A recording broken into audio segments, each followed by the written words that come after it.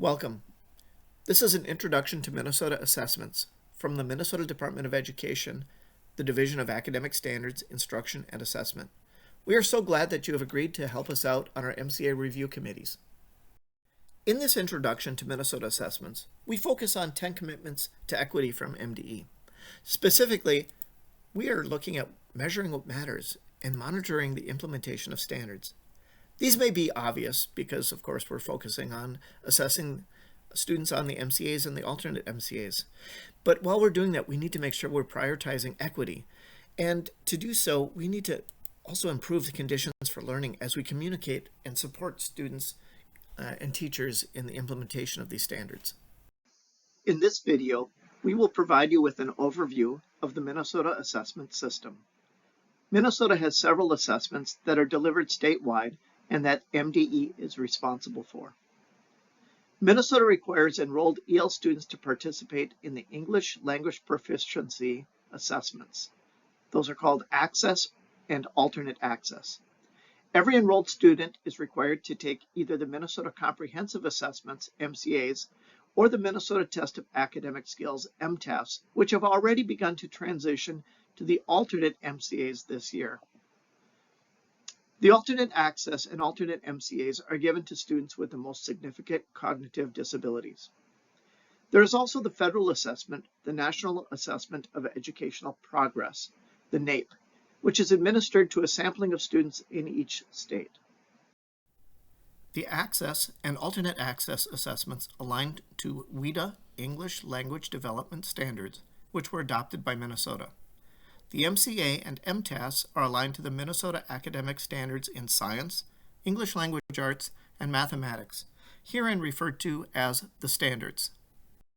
While the required assessments are all standards-based, they serve different purposes, and therefore the results produced must be used differently.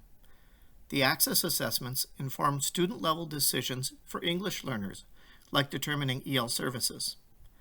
The MCA and MTAS, on the other hand, are designed for system-level decision-making, like school or district decisions regarding curriculum and instruction for the institution as a whole. The purpose of the MCA and MTAS is to help understand implementation of the standards at the school, district, and state levels. In order for a test to inform specific individual student academic needs, it may need as many as 200 questions.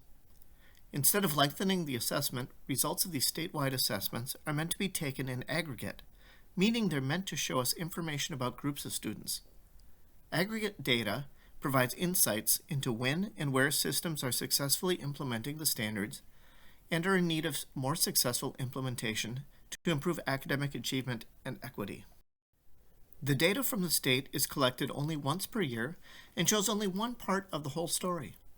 Data and information are collected by the district in abundance at the school and classroom levels. The sources of information should be relied upon more heavily when making educational decisions at the individual student level, as they include multiple data points for each student. The math and reading MCAs are computer adaptive tests, known as CATs.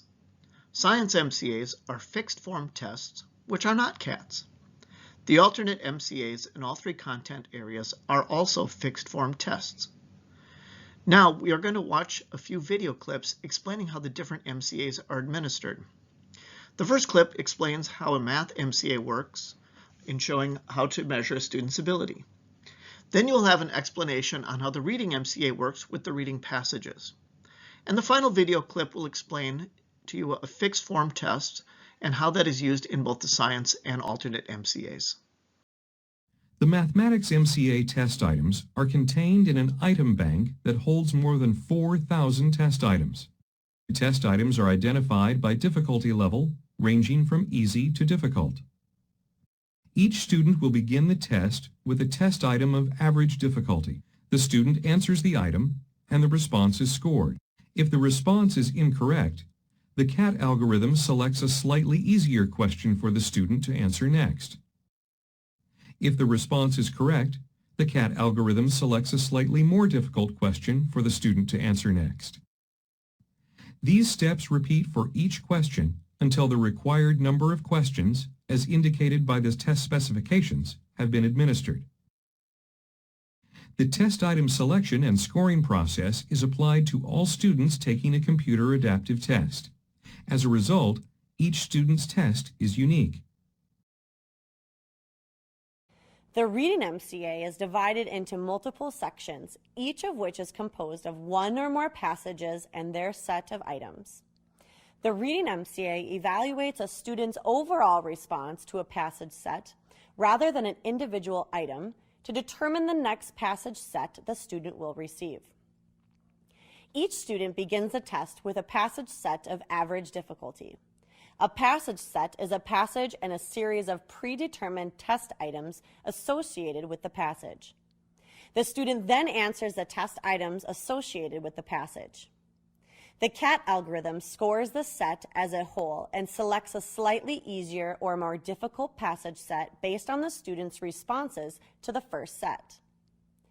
As the student progresses through the test, the CAT algorithm continues to select an appropriate passage set based on the results of the previous passage set. This process continues until the student has completed the designated number of passage sets and test items. The test item selection and scoring process is applied to all students taking a reading computer adaptive test. Students will advance through the test at their own pace and receive passage sets of different difficulty based on individual performance. As a result, each student's test is unique.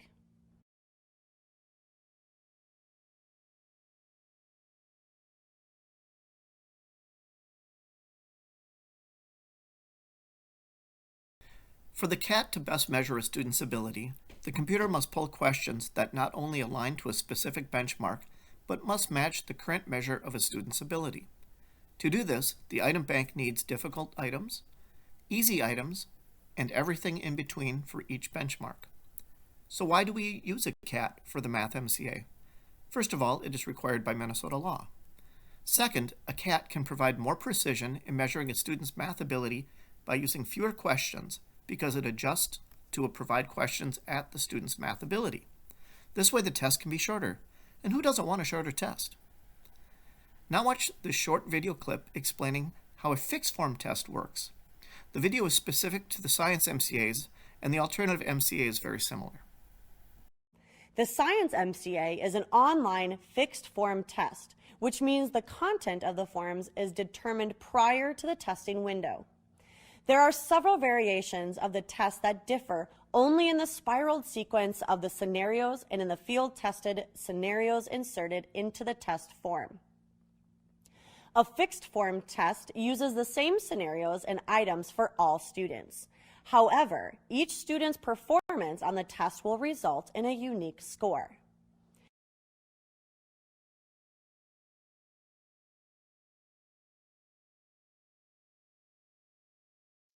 This table shows the timelines for the transition to MCA4 for each of the subject areas. Science already began its transition in this past spring.